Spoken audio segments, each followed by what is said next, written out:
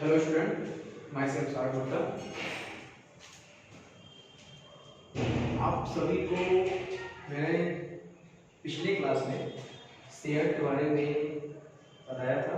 Share का definition, share होता क्या है, शेयर से किस तरीके से शेयर कैपिटल मतलब अंश पूंजी बनाते हैं, और साथ ही साथ अंश कितने प्रकार के होते हैं वो मैंने आपको पिछले वाले क्लास में सारा डिफाइन कर दिया था। अब हम इस क्लास में उसके आगे का रोल देखेंगे कि क्या क्या कैसे कैसे और शेयर में हमें पढ़ने हैं। तो आते हैं सबसे पहले हम शेयर के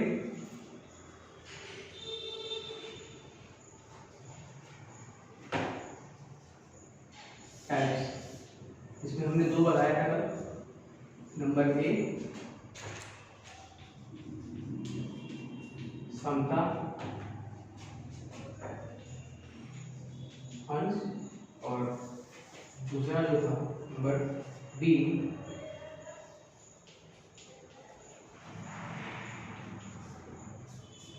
पूर्वाधिकार या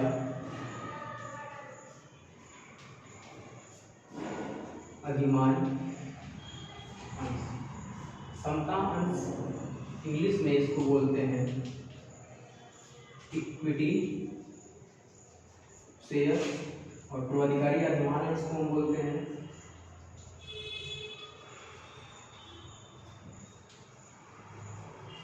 प्रेफरेंस। तो कल हमारी क्लास यही तक खत्म हुई थी कि अंश होते कितने प्रकार के हैं। अंश के प्रकार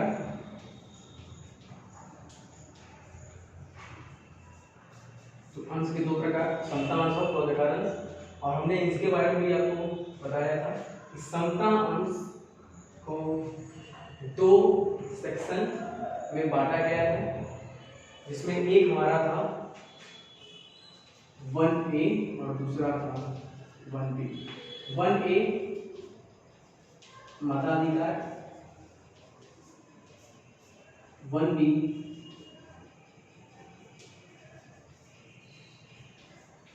मताधिकार हेतु अंतिम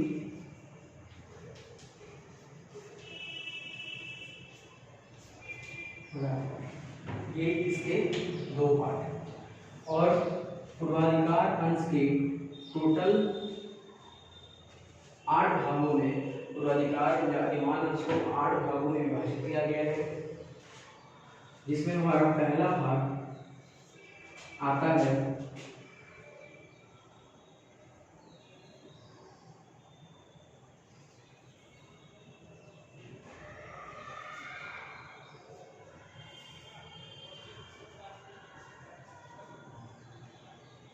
भागयुक्त, दूसरा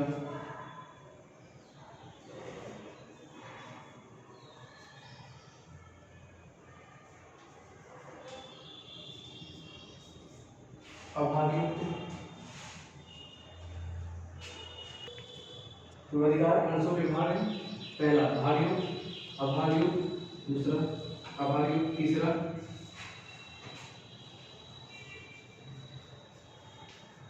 विमोचनशील, चौथा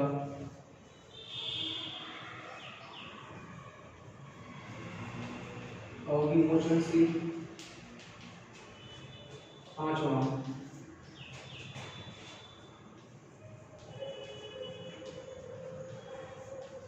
परिवर्तनीय, छठवा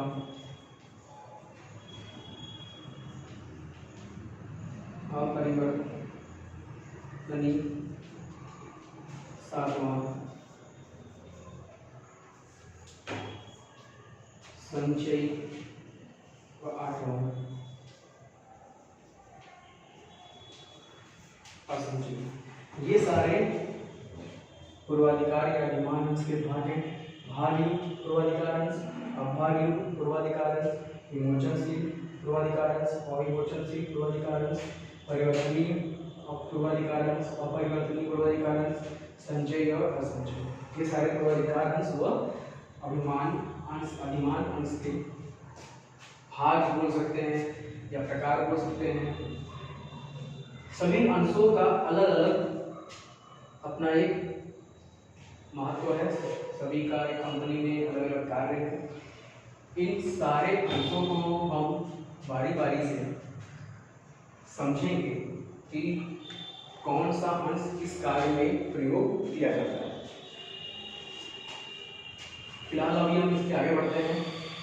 ये सारे भाग आप इसको इतना नोट कर लीजिएगा और इन सभी के बारे में हम आराम से पढ़ेंगे, सबके बारे में बता देंगे, एक एक काम कैसे कैसे किस तरीके से कार्य होता है सारे के बारे में।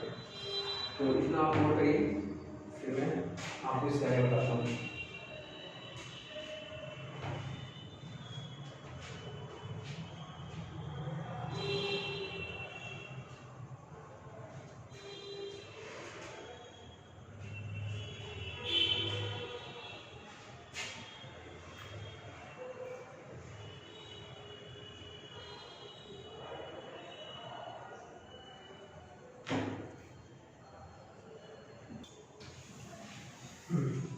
इसके आगे आते हैं, आप इसको समझ लिया होगा, नोट कर लिया होगा। यदि कहीं भी आपको डाउट होगा, किसी पॉइंट में आपको डाउट होगा, या फिर ये सारी जो हमने आपको प्रकार बताए थे पूर्वाधिकार अंश के, मैं फिर से बता देता हूँ। पूर्वाधिकार अंश के 8 प्रकार है: भाग युक्त, अभाग युक्त, विमोचनशील, अविमोचनशील, परिवर्तनीय, अपरिवर्तनीय, संचयी, असंचयी। मैं ये 8 भाग को मैं आपको आगे के क्लासेस में डिफिनीशन के साथ मैं आपको बताता चलूँगा। आप लोग उसको चाहेंगे तो नोट भी कर सकते हैं। आप मुझे इंस्टाग्राम पे मैसेज कर दीजिएगा, वहाँ से भी आप जल्दी मुझे लाइक दे सकते हैं, या फिर जो भी नोट्स वगैरह है वहाँ पे आपको मिल जाएगा। और इसके आगे अगर बढ़ते हैं तो अब हमको इसके आगे पढ़ना है अंश पूंजी, जो मैंने कल आपको बता दिया था। अंश पूंजी क्या होता है, अंश पूंजी कितने प्रकार के होते हैं, वो आपको बुक में अच्छे से डिफिनीशन के साथ दिया गया है, वो भी आपको मिल जाएगा। बाकी अगर कहीं डाउट होगा तो आप कमेंट बॉक्स में लिख दीजिए, मैं आपको वहाँ से देख के अगले क्लास में उसको बता दूंगा कि अंश पूंजी में आपको किस अंश पूंजी के भाग को आपने नहीं समझ पाया। अब हम आगे बढ़ते हैं, अंशों का निर्माण।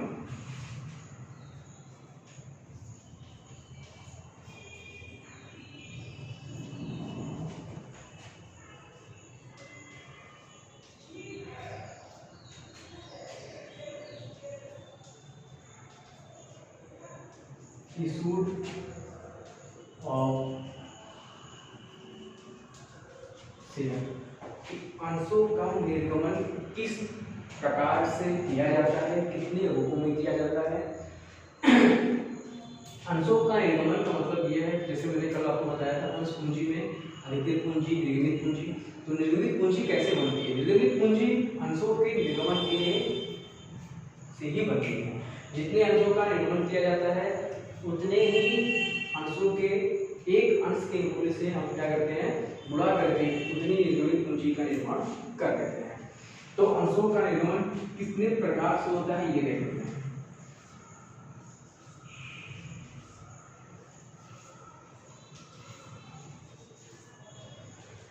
पहला इसमें आपका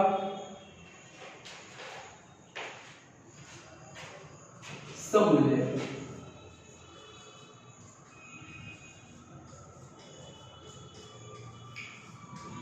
इंग्लिश में बोलते हैं इसको एट पर। दूसरा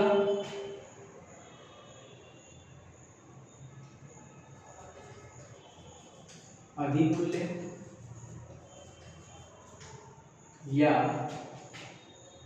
प्रीमियम पर।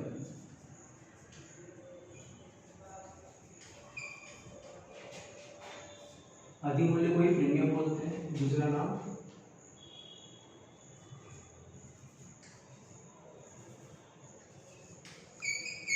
शेयर इशूड बाय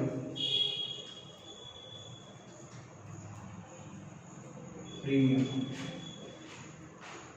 तीसरा कटौती या बट्टे पर।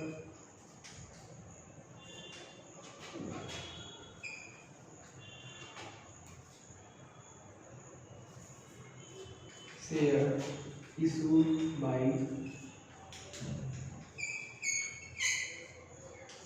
discount.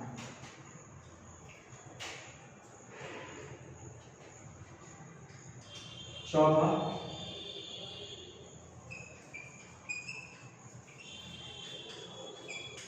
आवेदन से अधिक राशि पर, जिसको हम बोलते हैं ओवर सब्सक्रिप्शन।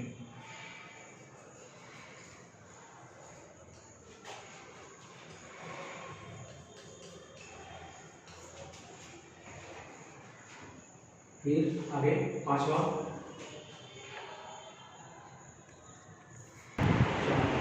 पांचवा पांचवा है अवशिष्ट आचरण।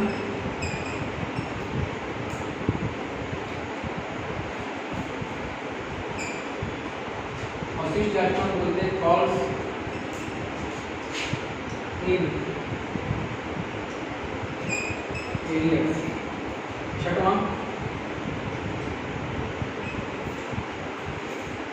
अग्रिम याचना कॉल इन एडवांस। छठवां अवशिष्ट एवं अग्रिम याचना कॉल्स इन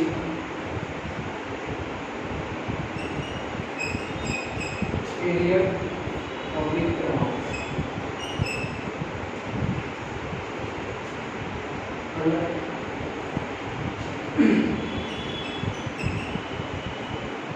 अंशों का हर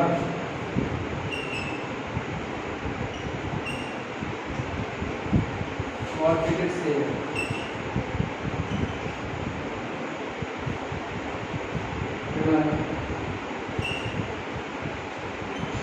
अंशों का पुनर्मूल्यांकन।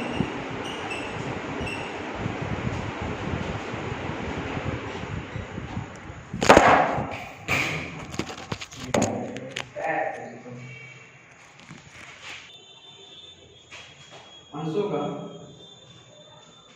पुनर्मूल्यांकन।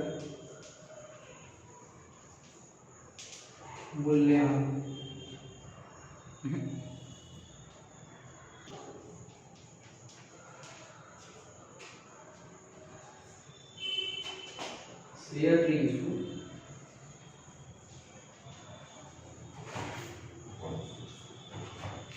और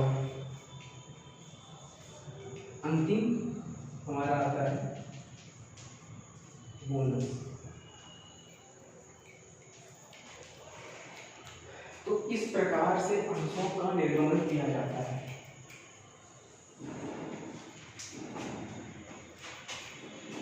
एक, दो, तीन, चार, पाँच, छः, सात, आठ, नौ, 10, मतलब 10 तरीकों से अंशों का निर्गमन किया जाता है, जिसमें अगर हम सारे निर्गमन को बारी बारी अगर समझ लें तो पहला सममूल्यकरण मतलब एक पर। सममूल्य का मतलब क्या होता है कि जितने रुपए के अंशों को निर्गमित किया जाता है उतने रुपए पे ही वो भुगतान करते हैं। जैसे कि यदि एक अंश 100 रुपए का है, यदि अंशों का निर्गमन जो है किया गया है 1000 अंश निर्गमन किए गए और एक अंश 100 रुपए का यदि कंपनी ने तय किया है तो जितने रुपए वो प्राप्त करेंगे उतने रुपए ही उनको भुगतान करना पड़ेगा। अधिमूल्य या प्रीमियम। अधिमूल्य या प्रीमियम का मतलब होता है कि जितने रुपए के अंश निर्धारित किए गए हैं उन अंशों पर या जितने रुपए के अंश, जैसे 100 रुपए के अंश है तो अब इस पे क्वेश्चन बोलेगा कि 10 रुपए प्रीमियम या 10% प्रीमियम पर। तो 10% प्रीमियम का मतलब क्या है कि जितने रुपए का अंश निर्धारण किया गया है इस पे 10% हमको प्रीमियम के साथ। तो 100 रुपए का 10% कितना हो गया 10 रुपए, तो 100 और 10 बराबर 110 रुपए। इसको बोलते हैं प्रीमियम, मतलब अधिक होना। कटौती या बट्टा, कटौती बट्टा का मतलब क्या होता है, जैसे क्वेश्चन में कहेगा कि जितने का अंश निर्धारण किया गया है उस पर 5% छूट कर, तो 100 रुपए का अगर 5%, 100 रुपए के एक अंश का यदि हम 5% निकालते हैं तो कितना आता है, 5 रुपए। तो छूट का मतलब क्या होता है, कमी आना।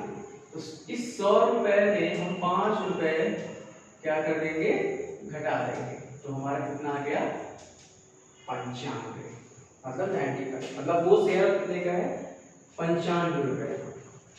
अगला है अवशिष्ट या मतलब कॉन्सिलियर। कॉन्सिलियर में क्या होता है कि कभी कभी ऐसे होता है कि जब कंपनी अंशों का निर्गमन कर देती है तो जो व्यक्ति या सदस्य उस अंश को अपने पास खरीदता है उसको अंशधारी बोलते हैं। जैसे कल मैंने बताया था, जब वो अंशधारी अपने कुछ याचनाओं का भुगतान नहीं कर पाता है तो उसकी याचनाएं अवशिष्ट हो जाती हैं। अवशिष्ट का मतलब होता है बकाया रह जाती है, तो कॉन्सिलियर हो जाता है। अग्रिम याचना का मतलब क्या होता है कि वही अंशधारी जितने भी अंश उसके पास है अपने कुछ अंशों का भुगतान उसके मांग के पहले करेगा। मांग के पहले का मतलब कि कंपनी जो है उसको बाद में मांगने वाली थी, लेकिन उस अंशधारी ने उसका भुगतान पहले ही कर दिया, तो अग्रिम एडवांस उसका करना, तो कॉन्सिल एडवांस। अवशिष्ट और अग्रिम मतलब या तो पहले या तो भुगतान कुछ अंशों का ना होना। अंशों का हरण, शेयर फॉरफिट या फॉरफिटेड शेयर, इसमें क्या होता है कि जब हम अंशों का हरण करते हैं, अंश का हरण का मतलब ये होता है कि जितने अंशों का भुगतान अंशधारी नहीं कर पाता है तो संचालक मंडल उन अंशों का हरण कर लेती है और बाद में उसी हरण किए गए अंशों को वो पुनर्निर्गमन या पुनर्मूल्यांकन करती है, ताकि उसे फिर से कोई अंशधारी उसे क्या करे, खरीद सके। तो ये आपका पूरा है अंशों का निर्गमन। ये आपको बुक में भी मिलेगा, लेकिन इस तरीके से नहीं मिलेगा, वो आपको हर टॉपिक बाय टॉपिक दिया है और इन सभी का डिफिनेशन भी आपको बुक में मिलेगा। तो यहाँ मैंने आपको एक एक निर्गमन के बारे में लिख कर और इसको मैंने समझा दिया। अब इसे बुक में देखिएगा, आपको ये एक एक सारा जितना भी है ये आपको पूरा डिफिनेशन के साथ मिलेगा। इसको आप यदि चाहें तो नोट कर लें, आपके पास 2 मिनट का टाइम है।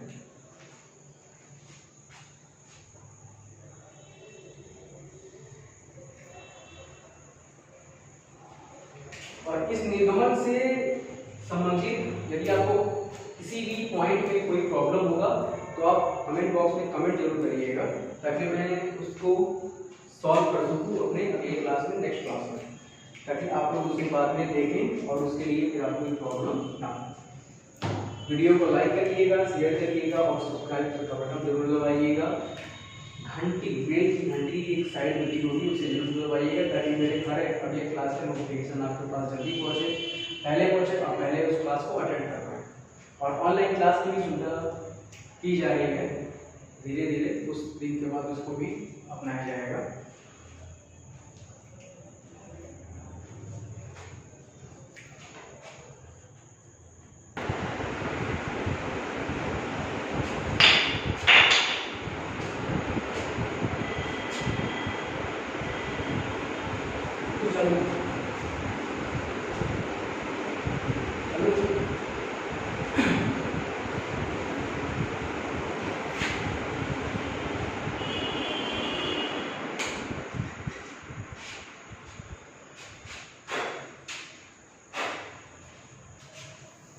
तो अब तक का क्लास जो था वो आपका पहले अंश पूंजी, फिर उसके बाद किस तरह से अंश पूंजी से अंश बनाते हैं और अंश से अंश पूंजी का निर्माण करते हैं, अंशों का निर्गमन, अंशों के प्रकार, अंशों के प्रकार कितने होते हैं, उनके कितने भाग होते हैं। तो अब तक इन सभी चीज़ों को हमने डिफाइन कर दिया है। अब हम आगे बढ़ेंगे कि ये अंश जो हमारा चैप्टर है उसको पढ़ने से पहले हमें 2 बातें याद रखनी है। पहली बात है कि अंश के जितने भी न्यूमेरिकल्स हैं वो सारे अंशों के जो मैंने निर्गमन के लिए बताए थे इन्हीं सब के बेस्ड हैं। ये 10 पॉइंट ही 10 टॉपिक है, 10 पॉइंट नहीं, इसको हम 10 टॉपिक समझेंगे। हर टॉपिक पे आपको क्वेश्चन मिलेंगे। तो टोटल आपके इस अंश चैप्टर जो शेयर चैप्टर है इसके टोटल आपको जो क्वेश्चंस मिलेंगे वो होंगे 45 से 49 तक, और हर टॉपिक पे अलग अलग हमको समझना है। तो हम सारे टॉपिक के क्वेश्चंस को न्यूमेरिकल जो है उनको समझते चलेंगे, उनको नोट करते चलेंगे। तो आप लोग इसे अच्छे से समझिएगा। और इस न्यूमेरिकल को करने के लिए कुछ एंट्रियां हैं, जर्नल की कुछ एंट्रियां हैं, उनको हम पहले समझेंगे कि वो जर्नल की एंट्रियां हैं वो मतलब किस तरीके से करनी है। तो जर्नल की टोटल जो एंट्रियां हमारी स्टार्ट होती हैं, पहले जब कंपनी जब अंश जो है उसके जब वो बनाती है, जर्नल एंट्री जो बनाती है, शेयर का जर्नल एंट्री जो बनाती है, उसमें सबसे पहले आवेदन, जितने भी अंश का आवेदन किया जाता है उन आवेदन अंशों को क्या करते हैं, बैंक में दिया जाता है, मतलब प्राप्त किया जाता है। फिर उसको हस्तांतरण किया जाता है, उनके अंशों को हस्तांतरण किया जाता है अंश पूंजी के माध्यम से। फिर उसके बाद सबके अलग अलग आते हैं। तो जैसे अंशों का निर्गमन हमने पढ़ा, अब हम पढ़ेंगे अंशों के निर्गमन किन तरीकों से किया जाता है। तो अंशों का निर्गमन, पहला आवेदन पर करते हैं, एप्लीकेशन पे।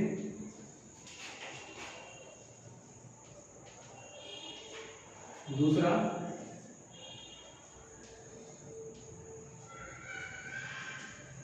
आवंटन पर, अलॉटमेंट। तीसरा कॉल्स। कॉल्स जो है ये हमारे 4 तरीके के कॉल्स। ए प्रथम याचना, बी द्वितीय याचना, सी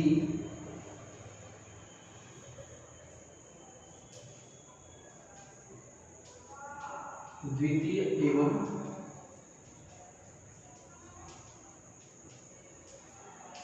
अंतिम याचना, और नंबर डी अंतिम याचना। प्रथम याचना, प्रथम याचना मतलब फर्स्ट कॉल। द्वितीय याचना मतलब सेकेंड कॉल। द्वितीय मतलब अंतिम याचना मतलब सेकेंड एंड फाइनल कॉल।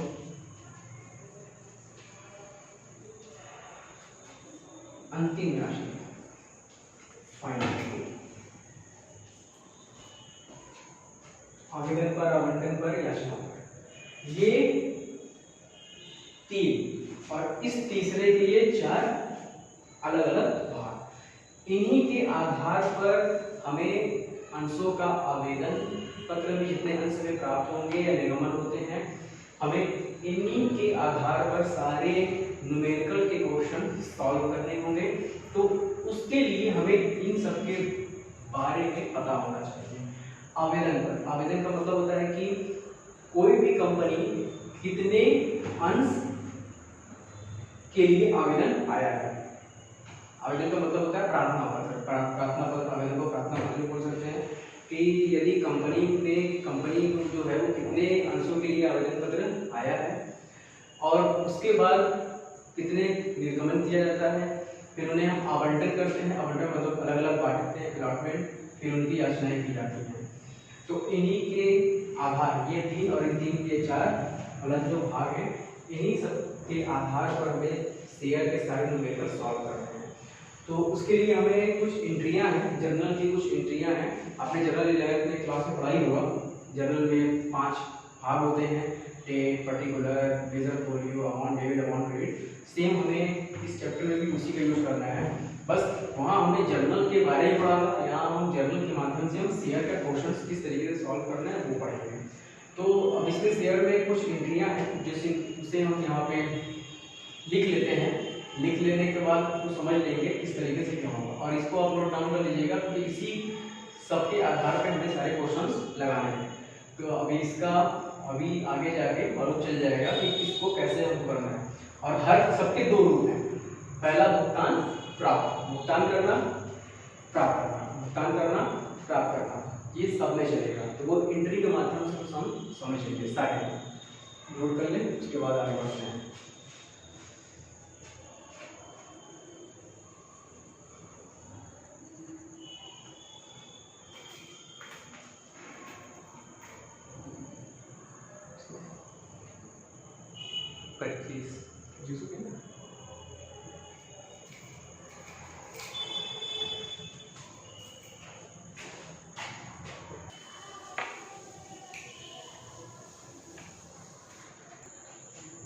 अब हम उन जनरल एंट्रीज को यहाँ पे देखेंगे कि किस तरीके से शेयर के सारे क्वेश्चन सॉल्व किए जाते हैं इन्हीं के आधार पर। इनके आधार पर तो मैंने भी यहाँ पे 4 पॉइंट और 3 पॉइंट में मैंने बताया। आवेदन आवंटन याचना है, प्रथम याचना, द्वितीय याचना, द्वितीय और अंतिम याचना, वो आवेदन अंतिम याचना। तो जनरल एंट्री में पहला हमारा होता है, तो अब तक आपने जितना भी अभी तक आपको पढ़ाया गया है ये सारी चीज़ें आप उसे अच्छे से पढ़िएगा। और साथ ही साथ आपको किसी भी टॉपिक में किसी भी पॉइंट में कोई भी डाउट अगर आपको लगे तो आप नीचे कमेंट में जरूर कमेंट करिएगा, ताकि मैं उस आपके डाउट को अगले क्लास में किसी भी हाल में यदि आप करेंगे तो मैं डिस्कस कर पाऊँगा, वरना मैं डिस्कस नहीं कर पाऊँगा। और अभी तक अब तक जितना भी आप लोगों को पढ़ाया गया है उसको आप लोग एक बार रिवाइज कर लीजिएगा अच्छे से, क्योंकि अब इसके बाद हम जो पढ़ेंगे अब हमारा पढ़ाव स्टार्ट होगा। यहीं से हमारा मेन जो है सब्जेक्ट जो हम पढ़ रहे हैं, जो चैप्टर पढ़ रहे हैं, अब मेन उसका जो पढ़ाव अब से स्टार्ट होगा। अब हमें एंट्री बनाना है, उस एंट्री को समझना है कि वो एंट्री कैसे होगी, और उसके बाद में आपको न्यूमेरिकल सॉल्व कराना स्टार्ट होगा। तो न्यूमेरिकल सॉल्व करने के लिए आपको एंट्री को समझना पड़ेगा। तो एंट्री फिलहाल तो आज पॉसिबल नहीं हो पाएगी, मैं आपको अगली क्लास में जो इसके बाद की क्लास, अब उस क्लास में मैं आपको एंट्री लिखवाऊंगा, मतलब लिखवा कैसे लिखते हैं उसको, और किस तरीके से हम उस एंट्री को समझेंगे, सॉल्व करेंगे, ये सारा चीज़ मैं आपको अगली क्लास में डिफिनेशन के डिफाइन कर दूंगा पूरा अच्छे से। और टाइम मिला तो मैं उसी क्लास में एक छोटा सा आपको न्यूमेरिकल सॉल्व करके दिखा दूंगा। आज की क्लास बस इतनी ही। Good night.